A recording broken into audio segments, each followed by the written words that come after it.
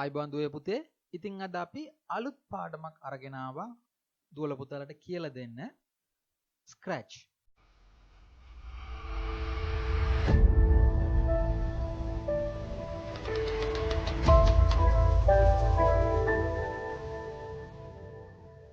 අපි බලමු පුතේ ස්ක්‍රැච් භාවිතා කරලා සරල කාටූන් එකක් නිර්මාණය කරන්නේ කොහොමද කියලා.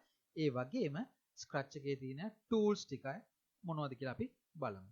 දුවේ පුතේ ඕගොල්ලන්ගේ පරිගණකයේ ස්ක්‍රැච් යන මෘදුකාංගය ස්ථාපනය කරලා නැත්නම් එහෙම නැත්නම් ඉන්ස්ටෝල් කරලා නැත්නම්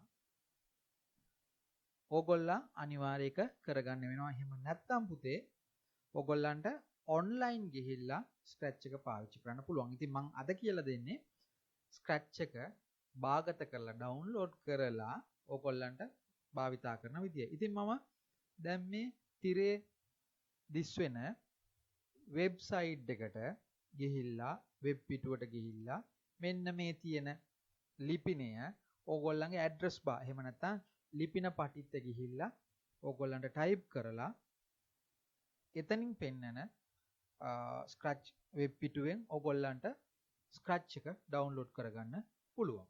පුතේ මම දැන් ස්ක්‍රැච් එක ඩවුන්ලෝඩ් කරලා පරිගණකයට ස්ථාපනය කරලා ඉන්ස්ටෝල් කරලා තියෙනවා. ඉතින් ඒක තමයි මෙන්න මේ පෙන්නන මෘදුකාංගයේ ස්ක්‍රැච්. ඉතින් මම මේක ඩවුන්ලෝඩ් කරලා බලනවා මේක කොහොමද ඉස්සෙල්ලාම විවෘත වෙන්නේ කියලා. ඔන්න මම දැන් ඩබල් ක්ලික් කරා පුතේ.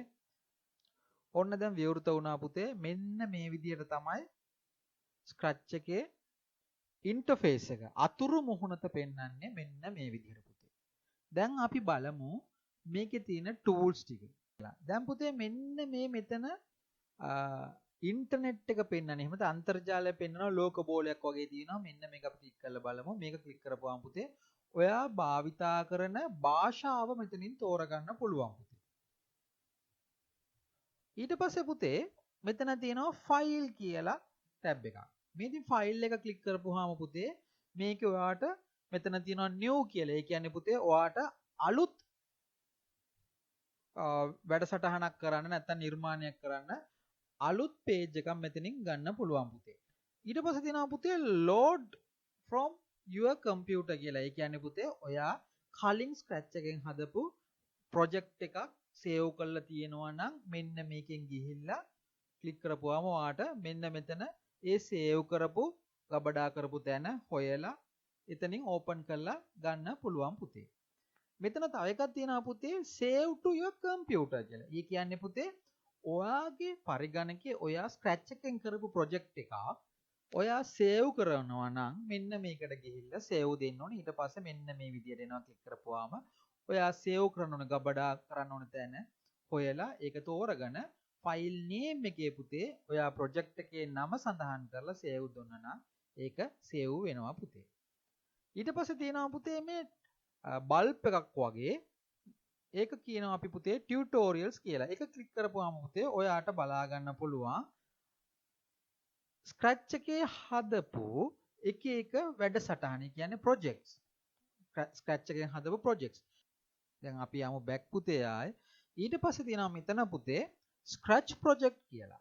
ඒ කියන්නේ පුතේ ඔයා යම් කිසි ඩිසයින් එකක් නැත්නම් ප්‍රොජෙක්ට් එකක් හදුවට පස්සේ ඔයාට මොන නමින්ද සේව් කරන්න ඕනේ කියලා කලින්ම මෙතන දීලා තියන්න පුළුවන් පුතේ.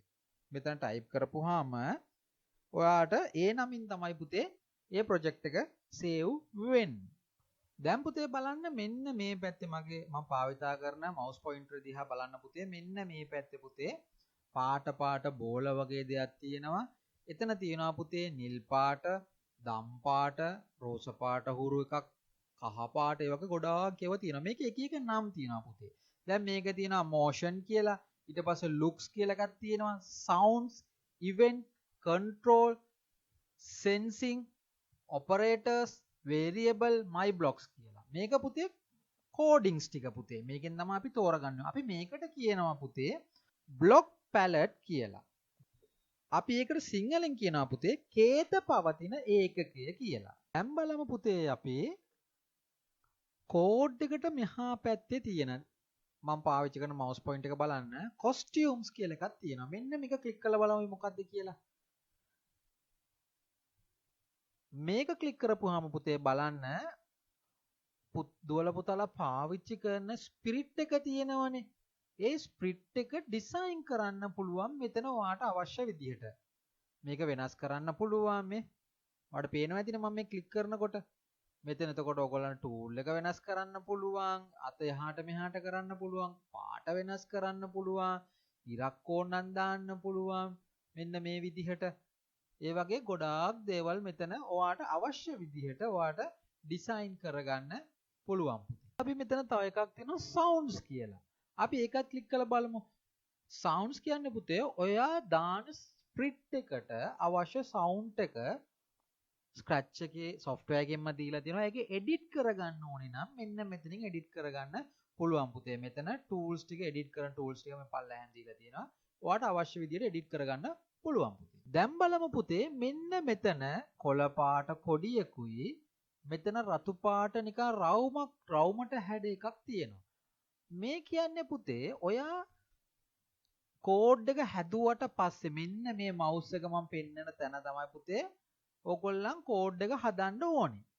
ඒ හැදුවට පස්සේ මේ කෝඩ් එක රන් කරන්න වැඩ කරන්න මෙන්න මේ කොළ පාට කොඩිය මේ ගියාට පස්සේ දැක්කද ඒක පෙන්නනවා go කියලා. මෙන්න මේක ක්ලික් කරන්න ඕනේ. ක්ලික් කරපුවාම තමයි පුතේ ඔයා හදපු කෝඩ් එක වැඩ කරන්නේ. එතකොට ඒක නවත්තන්න ඕන නම් පුතේ මෙන්න මේ රතු පාට එක ක්ලික් කරන්න ඕනේ. දැක්කම ළඟට ගියපු ගමන් stop කියලා පෙන්නනවා. එතකොට ඒක ක්ලික් කරපුවාම ඒක නැවතෙනවා පුතේ. දැන් පුතේ මෙන්න මේ හරිය තමයි මේ mouse pointer පෙන්නන හරිය තමයි පුතේ කෝඩින් ටික හදන්න ඕනේ. එතකොට ඊට අදාළ කෝඩින් එක වැඩ කරනවද නැද්ද නැත්නම් ඔයාගේ හදන කෝඩින් එකේ වැඩ කරන විදිය ඩිස්ප්ලේ කරන්නේ මෙන්න මේ හරිය පුතේ. මම මේ mouse pointer එක පෙන්නන තැන තමයි පුතේ පෙන්නන්නේ. එතකොට පුතේ මේක යටින් තියෙනවා පුතේ මෙන්න ස්ප්‍රිට් කියලා. ඒ කියන්නේ පුතාලා භාවිතා කරන රූපේ නම එතන පෙන්නනවා. ඊට යටින් පුතේ ඔබ පුතාලා ගත්ත රූපෙත් පෙන්නනවා. මෙන්න මෙතන මේ උඩ අයිකන් එකක් පෙන්නනවා පුතේ ඩස්ට්බින් එකක් වගේ. ඒක ක්ලික් කරපුවාම පුතේ මේ රූපේ අයින් වෙලා යනවා පුතේ. එතකොට මෙතන තව එකක් තියෙනවා පුතේ XY කියලා. මෙන්න මෙතනින් පෙන්නනවා පුතේ. X කියන්නේ පුතේ දකුණට වමට ඒ ඔයා පාවිච්චි කරන ස්ප්‍රිට් එක එහාට මෙහාට අරන් යන්න පුළුවන් පුතේ. Y කියන්නේ උඩට යටට අරන් යන්න පුළුවන්. මෙතනින් වෙනස් කරන්න පුළුවන්. ඊට අමතරව පුතේ ඔයා මේ ස්ප්‍රිට් එක උඩ ක්ලික් කරලත් එහාට මෙහාට අරන් යන්න පුළුවන් පුතේ. එහෙම අරන් ගියොත් බලන්න පුතේ මෙන්න මෙතන x එකයි y එකයි වෙනස් වෙනවා. දැන් බලන්න මම එහෙට මෙහෙට අරන් ගිහලා අතහැරපුවාම පුතේ x එකයි y එකයි වෙනස් වෙනවා. දැක්කද? වෙනස් වෙනා නේද පුතේ? පුතේ මෙන්න මෙතන mouse pointer එක බලන්න show කියලා එකක් තියෙනවා. මේකේ ඇහැක් වගේ එකක් තියෙනවා. තව එකක් තියෙනවා ඇහැ කපලා වගේ. ඇහැ තනියරකින් කපලා වගේ. ඉතින් මම මෙන්න මේක වෙන්නේ පුතේ මෙන්න ඔයා ඩිසයින් කරන ස්ප්‍රිට් එක తాවකාලිකව වහලා තියන්න පුළුවන්. ඒ කියන්නේ පේන්නේ නැති කරන්න පුළුවන්. දැන් බලන්න මම මෙන්න මේක පුවාම ප්‍රෙස් කරපුවාම අන්න ඒක නැතුව ගියා එතන. ආයි මෙන්න මේ ඇහැ කියලා ක්ලික් කරපුවාම ඒක ආයි එනවා පුතේ. එතකොට මෙන්න මෙතන සයිස් එකක් කියලා තියෙනවා. මේ සයිස් එක කියලා කියන්නේ පුතේ මේ ස්ප්‍රිට් එකේ සයිස් එක ඔයාලට වෙනස් කරගන්න පුළුවන්. දැන් මෙතන 100 නේ තියෙන්නේ. 150 දාපුවාම පුතේ බලන්න අන්න අරගේ සයිස් එක වැඩි වෙනවා. ආයෙ වට අඩු කරගන්න ඕන නම් මෙතන 100 දාපුවාම ඒක පොඩි වෙනවා. තව එකක් තියෙනවා පුතේ මෙතන ඩයිරෙක්ෂන් කියලා. මෙන්න මේ ඩයිරෙක්ෂන් එක කියලා කියන්නේ පුතේ මේ ස්ප්‍රිට් එක පූසගේ පැත්ත උනත් වෙනස් කරන්න පුළුවන් ඉන්න දිශාව. එතකොට පුතේ අපි සාමාන්‍ය මෙතන 90 දීලා තියෙන්නේ මෙන්න මෙතන ක්ලික් කරපු ගමන් මෙන්න මේව රවුමක් පෙන්නනවා. අපිට අග යන්න වලට වඩා මෙන්න මෙතනින් ක්ලික් කරලා ඔයාලට වෙනස් කරගන්න පුළුවන්. දැක්කනේ පුතේ මේ වෙනස් වෙන විදිහ. එතකොට පුතේ අපි මේ පැත්තට ගත්තාම ඔළුව අනිත් පැත්තනේ පුතේ හිටින්නේ. එතකොට මෙන්න මෙහෙම දෙකක් තියෙනවා පුතේ. මෙන්න මේක ක්ලික් කරපුවාම මේ පැත්තට හැරෙනවා. මෙන්න මේක ක්ලික් කරපුවාම පුතේ අනිත් පැත්තට හැරෙනවා පුතේ. දැක්කද? එතකොට ඔයාලට දිශාව උනත් වෙනස් කරගන්න පුළුවන් පුතේ මෙතන. එතකොට පුතේ මෙන්න මෙතන තියෙනවා පුතේ choice split කියලා. ඔයාට පූස වෙනුවට වෙන මොකක් හරි ස්ප්‍රිට් එකක් ගන්න ඕන නම් මේක ක්ලික් කරපුවම පුතේ මෙන්න මෙතන තියෙනවා පුතේ ඔයාට අවශ්‍ය කරන ක්ලිප්ස් ටික ස්ප්‍රිට් ටික animal තියෙනවා, people තියෙනවා, fantasy තියෙනවා, dance තියෙනවා, music තියෙනවා, sports තියෙනවා, food item තියෙනවා, fashions තියෙනවා, letters තියෙනවා. එතකොට ඔයාට අවශ්‍ය කරන දේ මෙතනින් choice කරගන්න පුළුවන්. උදාහරණයක් දැන් මම ගමුකෝ පුතේ මෙන්න මේ ඇබි කියන එක ඇබි කීප ක්ලික් කරපු ගමන් දැක්කනේ පුතේ මෙන්න මෙතනට එනවා. එතකොට පුතේ මෙන්න මේකේ මේ ස්ක්‍රිප්ට් එකේ පුතේ අපිට ඕන තරම් ස්ප්‍රිට්ස් ගන්න පුළුවන්. එතකොට ඒ ස්ප්‍රිට්ස් වලට වෙන වෙනම අපි මෙතන කෝඩින්ග්ස් හදන්න ඕනේ පුතේ. දැන් මට මේක අවශ්‍ය නැත්නම් මෙන්න මේක මෙහෙම ක්ලික් කරලා මේක ඩිලීට් කරපුවාම ඒක නැති වෙනවා පුතේ. එතකොට පුතේ මෙන්න මෙතන තියෙන choice backdrop කියලා ඒක ක්ලික් කරපුවාම පුතේ දැන් සාමාන්‍යයෙන් පුතේ මෙතන සුදුනේ පුතේ තියෙන්නේ මෙන්න මේ හරිය. එතකොට මේක ක්ලික් කරලා ඔයාට අවශ්‍ය backdrop එකක් මෙතන choice කරගන්න පුළුවන්. එතනක් තියෙනවා පුතේ fantasy, music, sports, outdoor, indoor, space, underwater patterns ගොඩාක් තියෙනවා පුතේ. එතකොට මම ගන්නවා පුතේ මෙන්න blue sky කියන එක ක්ලික් කරපුවම මෙන්න මෙතනට blue sky background එක එනවා. එතකොට පුතේ ඔයාට අවශ්‍ය විදිහට මේ background එකත් වෙනස් කරගන්න පුළුවන්. පුතේ මම මෙන්න මේ මම පෙන්නන mouse pointer එක බලා ගන්න. මෙන්න මේ හරියට අපි කිව්වා පුතේ මොකද්ද?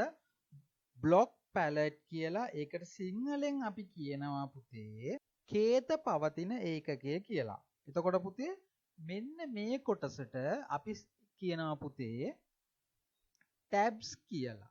ඒකට අපි සිංහලෙන් කියනවා පුතේ පටිති කියලා. එතකොට පුතේ මෙන්න මේ ප්‍රදේශයට අපි කෝඩින් හදන ප්‍රදේශයට අපි කියනවා පුතේ කෝඩ් ඒරියා කියලා. කේත කවුළුව. ඊට පස්සේ පුතේ මෙන්න මේ හරියට මෙන්න මෙතනට පුතේ කියනවා අපි මේ හරියට ස්ප්‍රිට් ලිස්ට් කියලා. එතකොට පුතේ මෙන්න මේ කොටසට mouse pointer එක බලා ගන්න පුතේ මෙන්න මේ කොටසට අපි කියනවා පුතේ ස්ප්‍රිට් පැනල් කියලා. මේ අපි කෝඩින් එක ගැහුවට පස්සේ අපිට චෙක් කරන තැන මෙන්න මේ කොටසට අපි කියනවා පුතේ ස්ටේජ් කියලා. අපිට ඒක පුතේ සිංහලෙන් කියනවා වේදිකාව කියලා. එතකොට පුතේ මෙන්න මෙතන මම අර කලින් කිව්වා වගේ කොළ පාට කොඩියක් තියෙනවා පුතේ. අපි මේකට කියනවා green flag කියලා. මේකට කියනවා පුතේ රතු එකට red stop sign කියලා කියනවා පුතේ. එතකොට අපි green flag එකට කියනවා පුතේ කොළ පාට කොඩිය, red flag එකට කියනවා අපි රතු පාට කොඩිය කියලා පුතේ.